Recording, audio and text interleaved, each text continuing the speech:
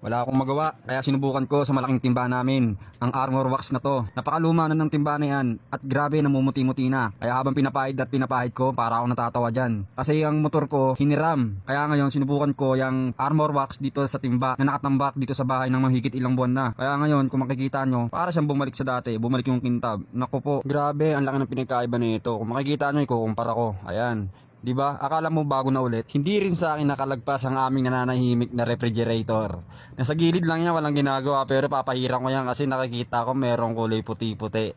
Kaya sinubukan ko rin yan. Natatawa ako niyan habang pinapahid ko. Ayan, kung makikita niyo, kukumpara ko ha. Oh.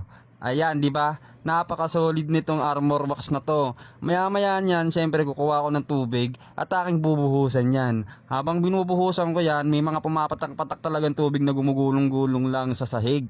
Ayan, kung napapansin nyo, yung sahig namin is kahoy lang. Kaya agad-agaran akong kumuha ng basahan at aking pinanasan ng sahig na to kasi baka mamaya palayasin kami. Pati nga pala yung tsinelas na walang ginagawa sa gilid. Nakita ko rin kasi may puti-puti din siya. Kaya akin din pinanasan niya ng armor wax na buy one take one, 149 pesos.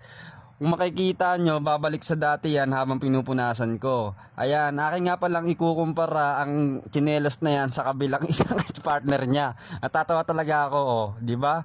Kaya ngayon palang umorder ka na. Hiniram kasi yung motor ko, kaya hindi ko mapahiran yung ibang parte ng motor ko eh. Pati yung mga dumbbell plates na yan, hindi ka rin makakaligtas sa akin kasi nakikita kita, nakatingin ka sa akin. Mabunti-puti ka na eh, kaya papahiran din kita.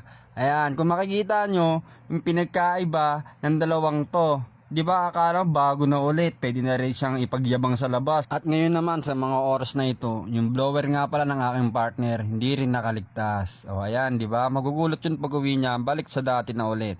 Di ba wala akong magawa? Umorder ka na kasi, 149 lang yan, buy one take one na. Bye bye.